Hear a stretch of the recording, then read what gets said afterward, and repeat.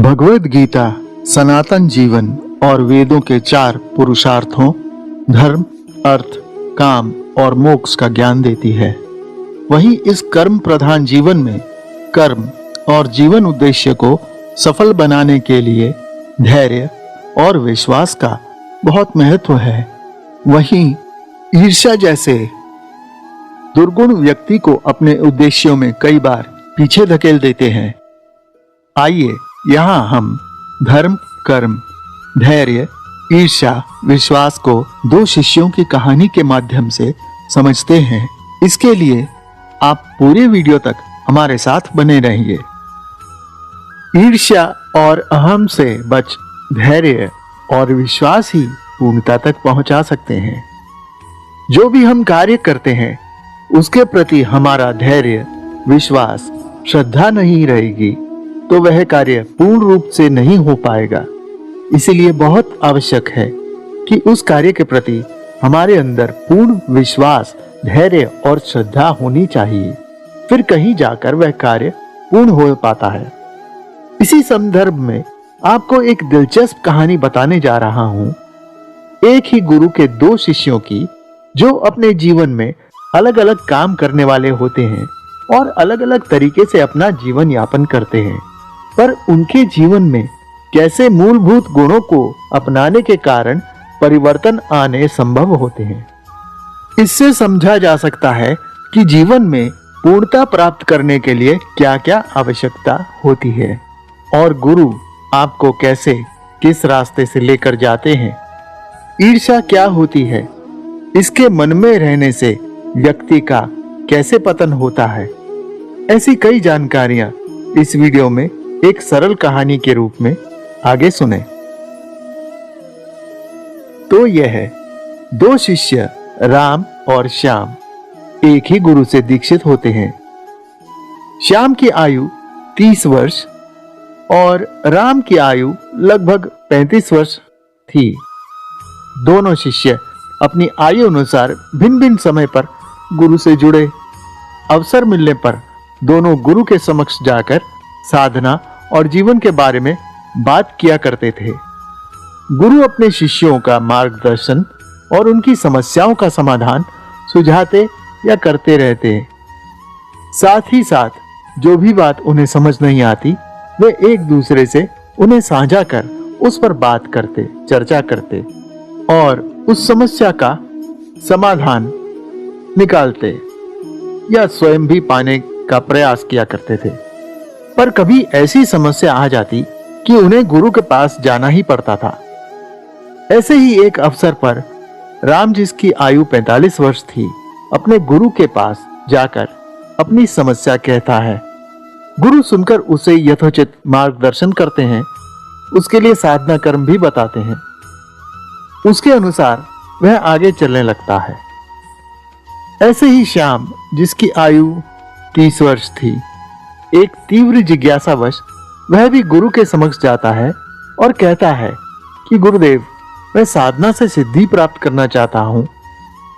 गुरु उसके अंदर की क्षमता और प्रवृत्ति को देख लेते हैं और उसे हिमालय जाकर एक स्तर की साधना करने को बोलते हैं कि वह पहले इतने महीने वहां जाकर यह कर ले, इसके बाद आगे का बताऊंगा।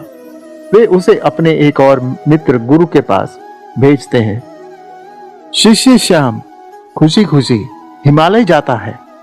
वहां उक्त गुरु के साथ ही साथ अन्य गुरुओं से साधना सीख और कर कुछ सिद्धियां अर्जित करने में सफल हो जाता है। वहां रहने की अवधि पूर्ण होने के बाद वह वापस अपने गुरु से आकर मिलता है। हिमालय में जिस प्रकार से उसे सिद्धियां प्राप्त हुई, वह अपने गुरुदेव को बताता है। गुरुदेव उसकी बात सुन और प्रगति देख बहुत प्रसन्न होते हैं और उसे आशीर्वाद दे घर रवाना कर देते हैं। श्याम अपनी दिनचर्या और कामकाज देखने लगता है। अब उसके जीवन में बहुत कुछ बदल जाता है। ना तो रुपए पैसे की कमी रहती है, ना कोई काम रुकते हैं। सब कुछ सरलता से हो जाता है। जीवन में एक नवीनता, उमंग आ जाती है। पर सफलता के साथ ही साथ उसके भीतर का अहम भी अधिक बढ़ने लग जाता है। उसके निकट के कई मित्र इसको महसूस भी करते हैं और उसकी सफलता से जलन भी करते हैं। कुछ मित्रों को उसकी सिद्धियों के बारे में पता चलता है। वह ईर्ष्यावश उसे हतोत्साहित करते रहते हैं और ताना मारते हैं कि तू सिद्धियों के बल पर सरलता से जीवन यापन कर रहा है। उन्हीं में से एक दोस्त जो अधिक ईर्ष्यालु था, वह बोला, वास्तव में तू नहीं जानता कि जीवन यापन करना, अपने बलबूते पे काम करना, पैसा कमाना, घर परिवार चलाना, जीवन की समस्याओं से जूझना कितना कठिन होता है। कितने पौरुष की बात है, जैसे हम करते हैं। पर तुझे क्या पता, तू सिद्धि के बिना होता तो मानते, लेकिन बिना सिद्धि के तू कुछ नहीं कर सकता। वह ईर्ष्या के कारण उसे ऐसा कहता रहता है। एक दिन तंग आकर वह अपने गुरुदेव के पास जाता है और कहता है कि गुरुजी, जो मैंने ये सिद्धियां प्राप्त की हैं, उन्हें मैं विसर्जित करना चाहता हूं। मैं उनसे, इन सब शक्तियों से अब छुटकारा प्राप्त करना चाहता हूं। गुरु उसे मना करते हैं, नहीं, विसर्जित मत कर, तेरा जीवन खराब हो जाएगा। पर वह घर जाकर सोचता रहता है और उसे अपने मित्रों की बातें चुभती रहती हैं और अज्ञानता में फिर वह अपनी सब सिद्धियां विसर्जित कर देता है। धीरे धीरे उसके जीवन में परिवर्तन आने लगते हैं। समस्याएं उस पर प्रभाव डालने लगती हैं। बहुत से कामों में बाधाएं आने लगती हैं। छोटे कार्यों में भी अधिक समय जाने लगता है। पहले जैसे काम नहीं बनते हैं। रुपए पैसे आने के मार्ग भी बंद होने लगते हैं। फिर वह गुरुजी के पास जाता है और कहता है कि मैं बहुत परेशान हो गया हूं, मुझे पैसे चाहिए, इसके लिए कोई साधना दे। गुरु बोलते हैं कि अभी तुझे कोई दूसरी साधना सफलता नहीं देगी, तू केवल यह काली साधना ले और इसे ही करता रहे। गुरुदेव की बात मानकर वह 10 वर्षों तक निरंतर काली साधना करता रहता है। फिर भी उसे पूर्ण सफलता नहीं मिल पाती है। वह सोचता है, यह साधना मैं कर रहा हूं, पर सफलता नहीं मिल पा रही है। वह फिर गुरु के पास जाता है और यही बात उनसे भी कहता है। गुरु बोलते हैं कि कोई बात नहीं, तुम साधना करते रहो। लेकिन वह निराश हो सब कुछ छोड़ने का निर्णय लेता है और परेशान रहता है। उधर राम के जीवन में भी धन का अभाव और परेशानी बनी रहती है। वह भी गुरुदेव के पास जाता है और उनसे अपनी व्यथा कहता है कि उच्च शिक्षा, टैलेंट सब कुछ होते हुए भी मेरे पास काम नहीं है, मैं परेशान हूं। गुरु उसका मार्गदर्शन कर उसे साधना बताते हैं और कुछ क्रिया बताते हैं करने के लिए। शिष्य राम के पास बहुत ज्ञान था, शास्त्रों का ज्ञान, जीवन के कई आयामों को देख, अनुभव कर समझने के कारण जीवन की परिपक्वता और सरल स्वभाव के कारण दया और धैर्य भी रहता है। साथ ही साथ सरल हृदय और निश्चल प्रेम भाव भी बना रहता है। गुरु का स्मरण आते ही उसकी आंखों में अश्रु आ जाते हैं। इसी के कारण गुरु के होठों पर उसका नाम सहजता से ही आ जाया करता था। कुछ दिन के बाद श्याम पुनः गुरु के पास जाता है और कहता है कि गुरुदेव, मैं परेशान हूं, आप बताइए कि क्या करूं। गुरु ने कहा कि तुम इतने दिनों से आ रहे हो, राम के जीवन में भी परेशानियां हैं, पर उसमें धैर्य है, प्रेम है, सहजता है। पर तुम्हारे अंदर धैर्य की कमी बनी रही। राम को देखो, अपने आप को देखो। श्याम गुरु के वचन सुन घर आ जाता है, पर अब भीतर ही भीतर वह राम से ईर्ष्या करने लगता है। उसका अहम गुरु के मुख से उसकी बड़ाई सहन नहीं कर पाता।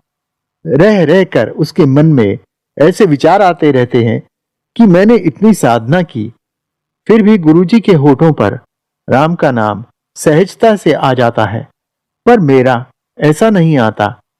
अपने भीतर सहजता और प्रेम को अंकुरित करने के बजाय दूसरों से ईर्ष्या रखने के भाव उसके भीतर जन्म लेने लगते हैं।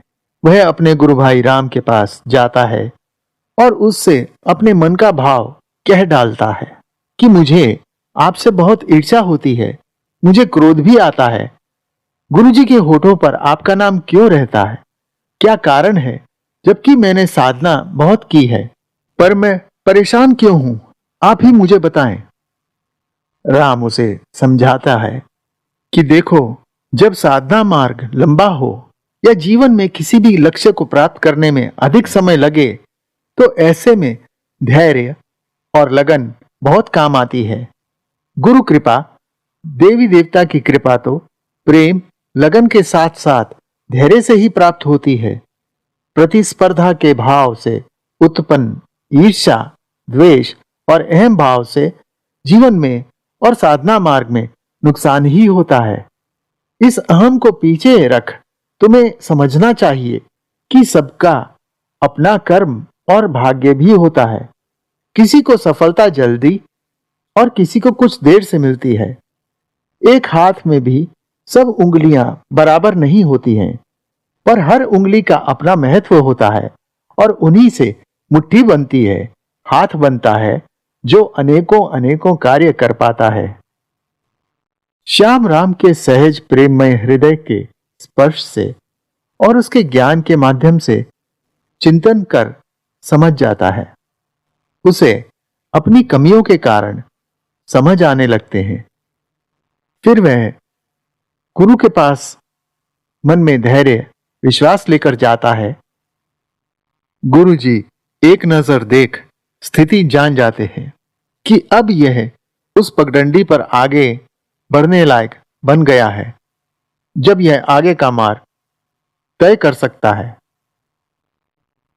और उसे आगे की साधना देते हैं। साधना के प्रताप से उसे फिर सिद्धि हस्तगत होती है।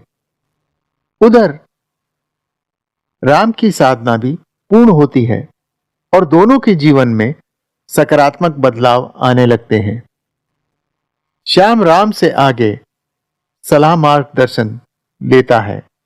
वे आपस में प्रेम पूर्वक विषयों पर बात करते हैं। इस प्रकार दोनों के जीवन की स्थितियां आगे चलने लगती हैं। जीवन हो या साधना मार्ग, कुछ भी अति सरल तो नहीं है। इस वृतांत से यह समझ आता है कि जीवन में सत्य, ज्ञान से, धैर्य और पूर्ण विश्वास से चलने पर, मेहनत करने पर राह सुगम होती चली जाती है और व्यक्ति के जीवन में सफलता मिलने लग जाती है। गुरु कृपा, ईश्वरीय कृपा भी मिलने लगती है।